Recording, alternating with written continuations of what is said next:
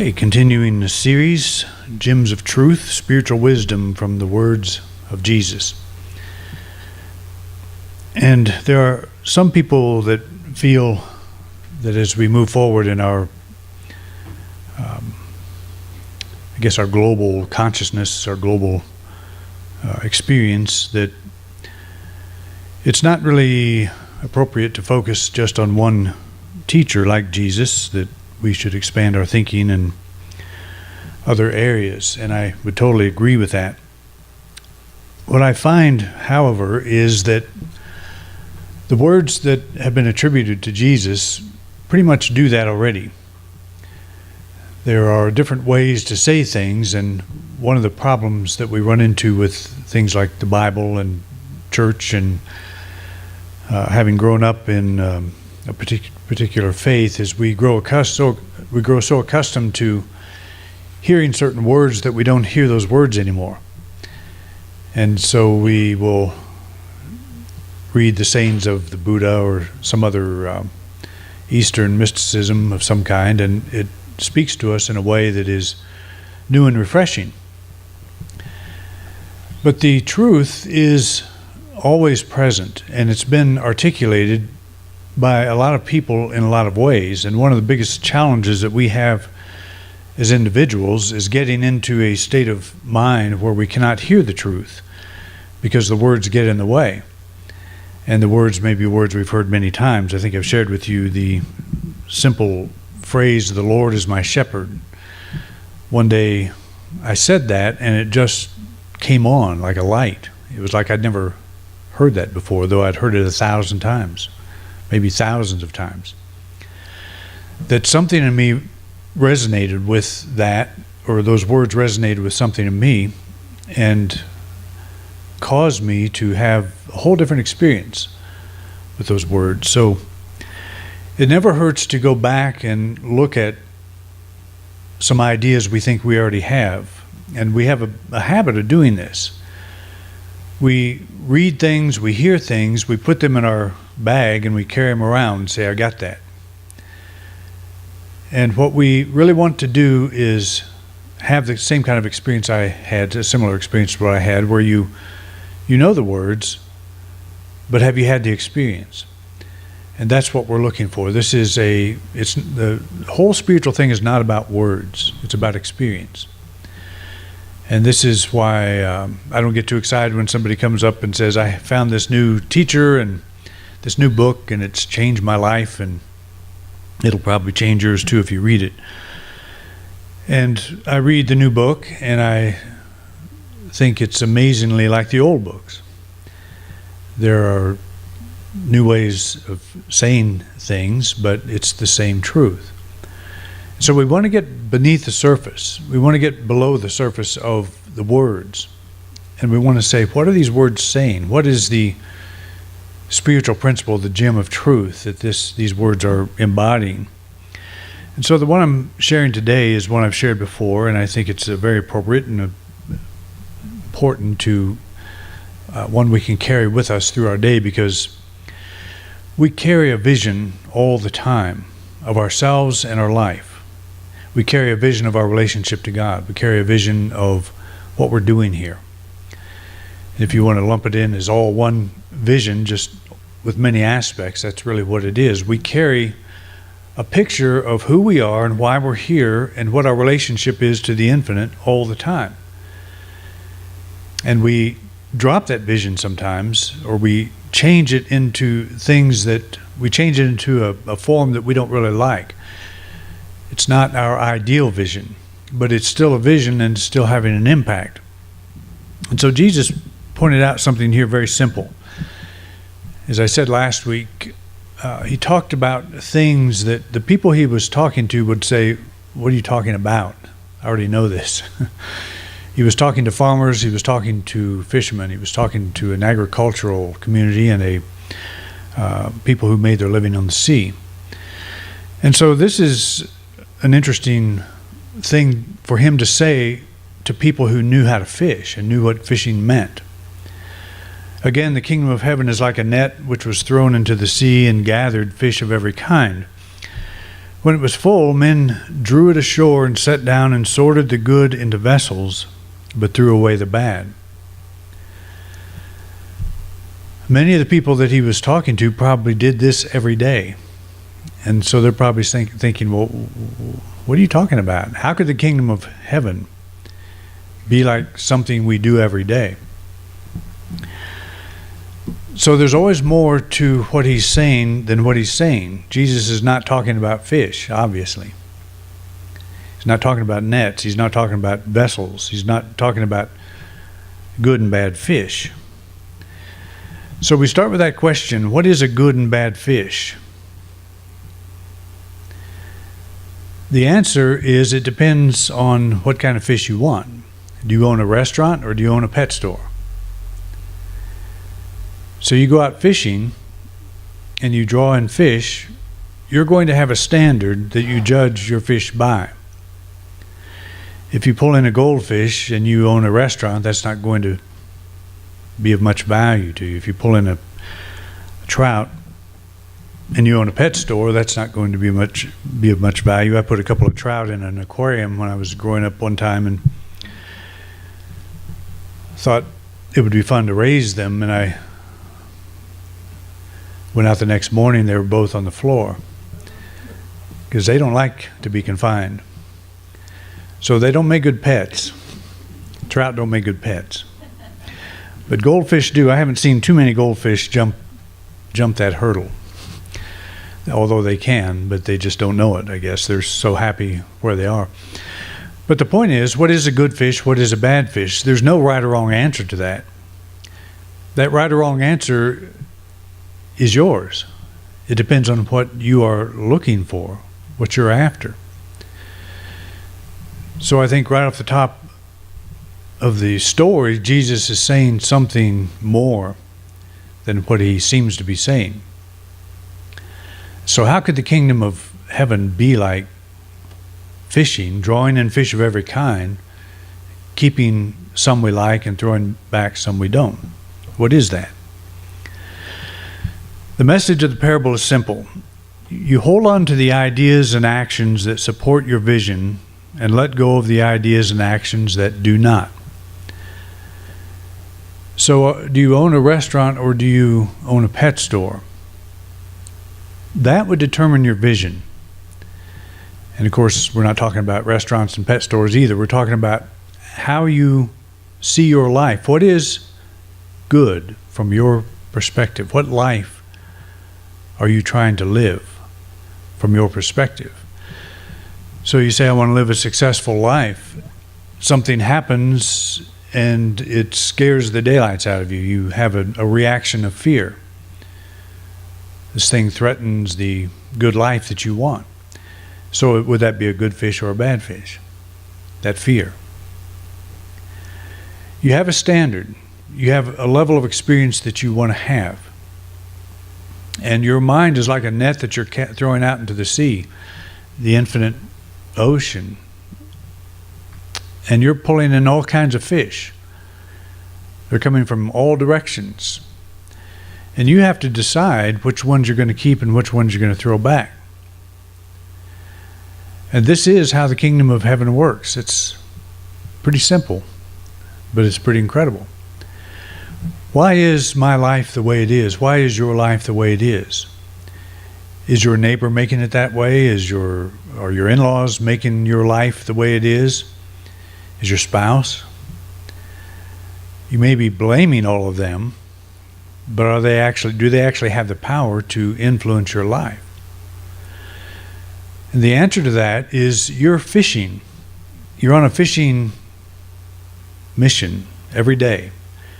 You're casting your net, the net of your mind out into the infinite possibilities.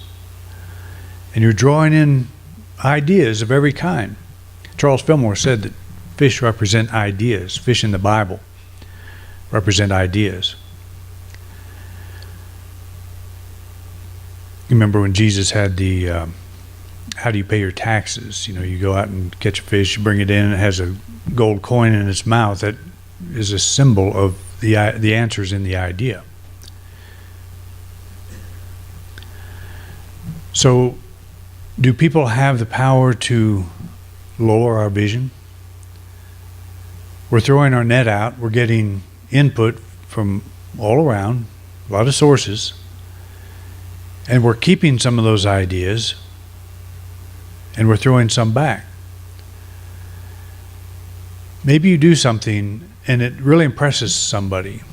You write an article, you do something that impresses somebody, and they say, "Oh, that's really good. You ought to think about pursuing this." You say, "Oh, it's nothing. I'm not good at this."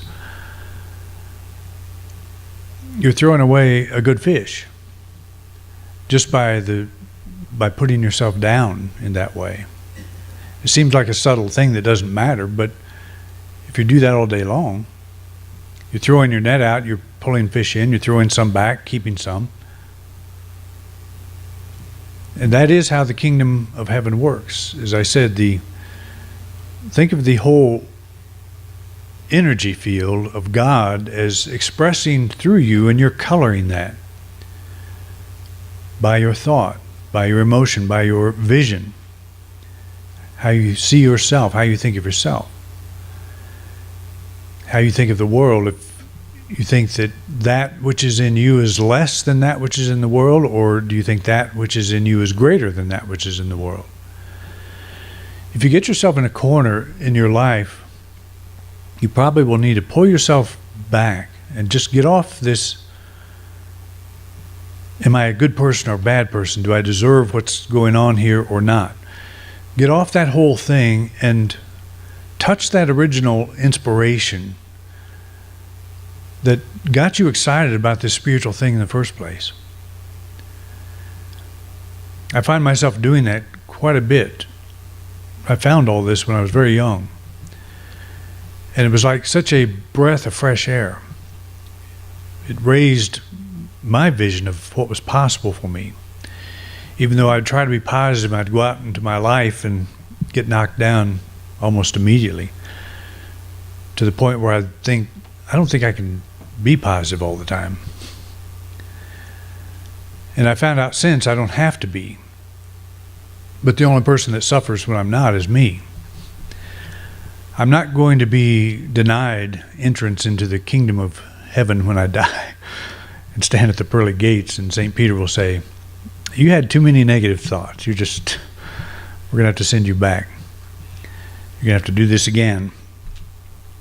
I don't think that happens. Because if God is love, what does that mean? Unconditional love. It means that no matter how much you mess up, you're still okay. You'll still be fine. The question is, what's happening in your life right now? Is your life right now fine? Are you okay with your life?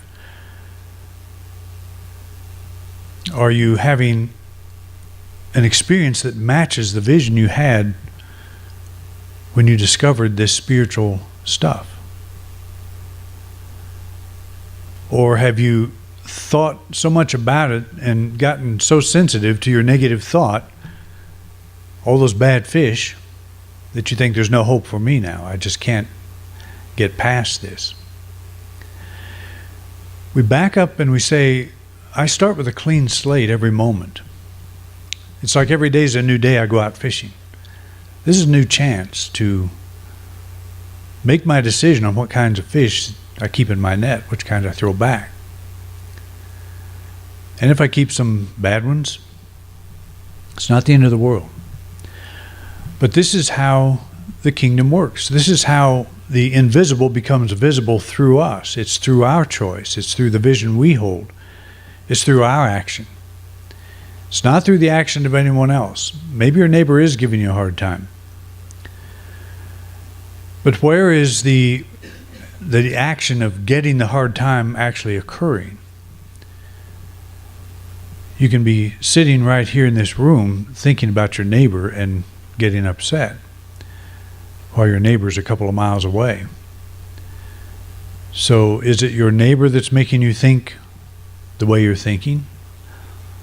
Or are you just deciding to hang on to a bad fish? That's what Jesus is saying. It's not a judgment. It's not saying you must keep only the good fish. He's just saying this is how it works. If your life is not going so well, it's probably because you're hanging on to more fish you don't like. Need to be throwing some of those things back. And I think that's the beauty of so much of what Jesus said. It's not a judgment. It's an acknowledgement of how the whole system works. We have a mind. We've been given this mind, or we have it, and we're using it in some way. And we're using it in a way that is producing results that are unique to us. That's how the kingdom works. So there's no limit to what we can express except the limits we place on ourselves. And that's not an easy thing to really grasp, because we can say, I can do all things. That's a pretty big statement. You don't have to do all things. Can you throw away this bad fish? That's all you have to do. Can you just do this one thing? And can you take on a good fish? Can you say, this is the one I'm going to put in my vessel, my consciousness? So who's making the choice? Your mind is a net cast into the sea of infinite possibilities of ideas. That's what we live in. We live in infinity. We're not moving toward a complete universe. The universe is complete now. If it wasn't complete, it wouldn't work. That's a thing to just keep in the back of your mind. That thy kingdom is here. Thy kingdom is come. And we want to make that on earth, my life, as it is in heaven, as it is already. The deeper level. So your mind is a net cast into the sea of infinite possibilities of ideas. You keep the ideas that support your vision, and you reject those that do not. This is the ideal. Most of us are probably rejecting ideas that support our vision. We just don't believe in them. We all have a vision of freedom. As I have said many times, we desire greater freedom because at the deepest level, at the soul level, we are already free. And anytime we feel confined, that's an unnatural state, and we rebel. We resist that.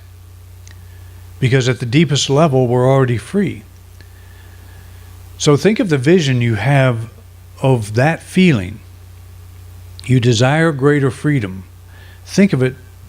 What is desiring that? Who is this me that's desiring this?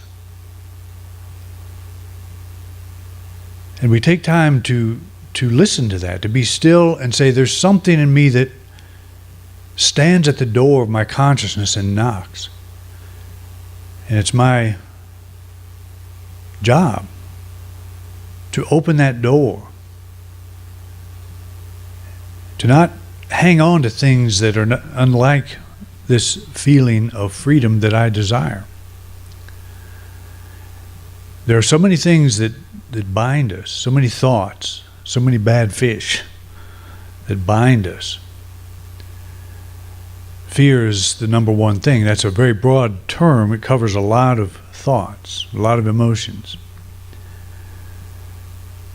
But fear is an unnatural state for us to experience.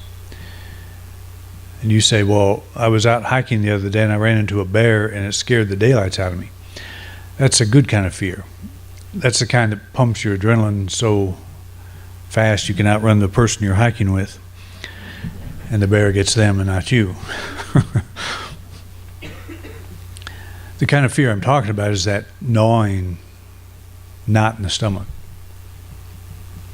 Is that you? Is that the you that you know you can be?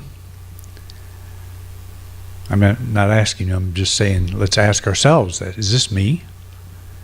Is this fearful person me? Did God give me a spirit of fear?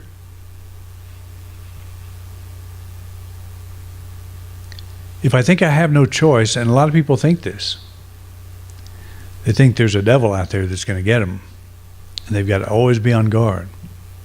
that there's a power working against them, that they have no choice. Emily Cady said there is no evil. That blew a lot of people's minds. People got angry when she said there is no evil. Obviously there is evil.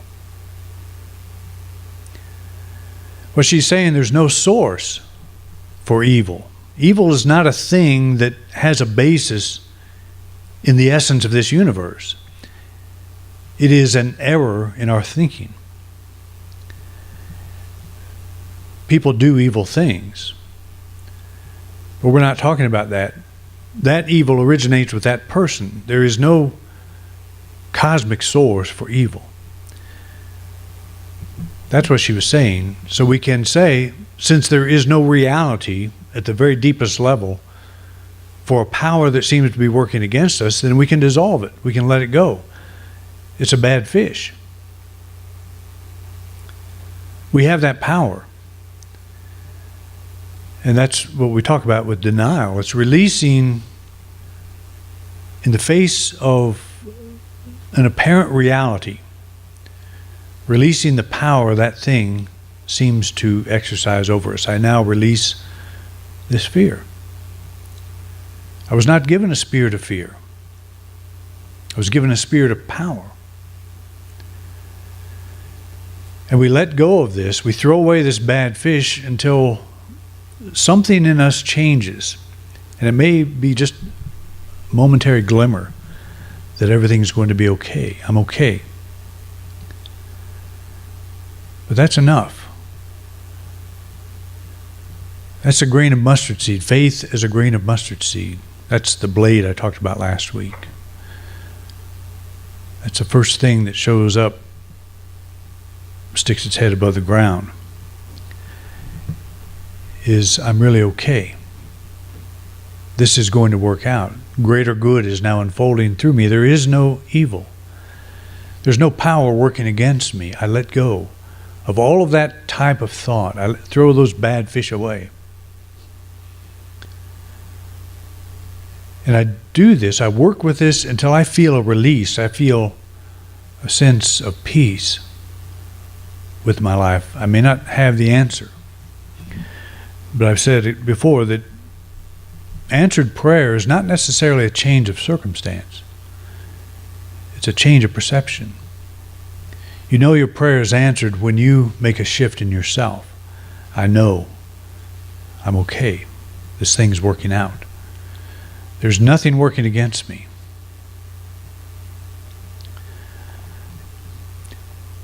It's not a hard thing to do. Just like imagine yourself fishing, throwing out a net, pulling in fish.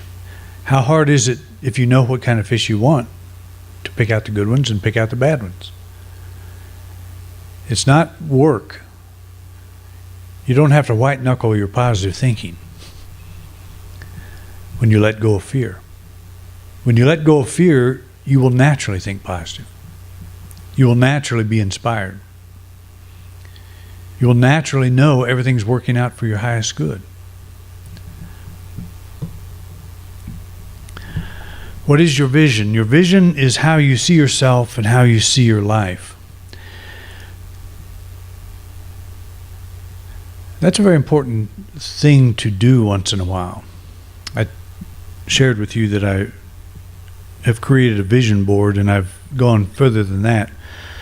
As I said, I use a PowerPoint program, not a poster, to do it. And I have recorded my own voice giving the affirmations as I go through the slides of affirmations and pictures and things that describe the vision I have for my life. And my vision is a spiritual vision. It's like I'm most interested in how I feel. Not emotionally, but how I feel in my relationship with the infinite. I came here for a reason, and I can forget real easy what that reason is. But I came here to be free. I came here to be all that I can be. And I came here to help others do the same. And it's easy to forget that sometimes. So I pulled myself back and I created this vision board, electronic vision board, using PowerPoint and a recording to describe my vision. What inspired me to come to this place in my life? What inspired me to pick up this career? What inspired me to respond to the words of an Emily Cady that seemed like I'd heard before but never had? That was all very real and important in creating a vision that has never left me. And I think you probably carry it one as well. What drew you to something like this? What caused you to step out of the norm? Bev was just telling me about a minister who had a congregation of 5,000 in Tulsa, and spoke of hellfire and damnation, and scared the hell out of all of them, I guess, and decided there was no hell. The church was vacated, basically, I guess, and now that minister's speaking for unity conferences and other New Thought places.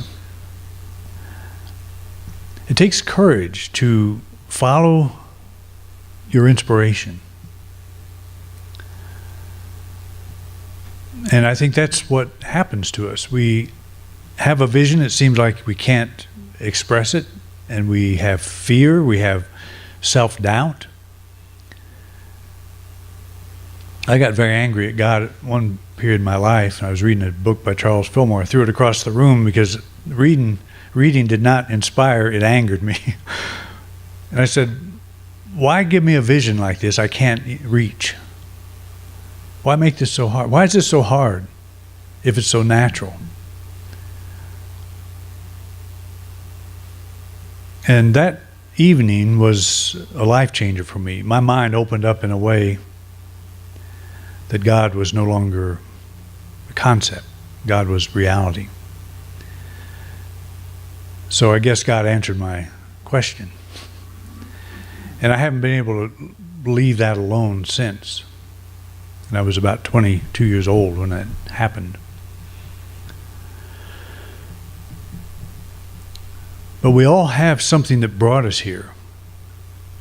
Something that said the way that you're on isn't working, it's not logical, there's no truth to it. And so we shed the authority. We went against the authority. My Baptist minister told me that lessons in truth was the work of the devil. Something in me said, it's absolutely not the work of the devil. You may be, but that's not, that book is not. Everybody has their own perception, and I realized he couldn't see what I was seeing. He couldn't experience it. And it was all right, because there's enough people out there that need to hear what he had to say. There's people that want hell. I told you about the woman that was very angry when I was having a class. She jumps up, basically raised her hand, and angry that we have no hell in unity, because she had a husband that definitely, an ex-husband that needed to go there. So we have our reasons for these things. She was not interested in forgiving him, and maybe for good reason. But she was obviously suffering. She was hanging on to a lot of bad fish with that situation. And I didn't explain that to her, but she has to know it. Emma Curtis Hopkins points out something that's absolutely brilliant. It's hard to get, maybe, but not really. For it is primarily what we most see, and not what we most think, that constitutes our presence, power, and history. What we most see, not with our eyes, but with the mind's eye.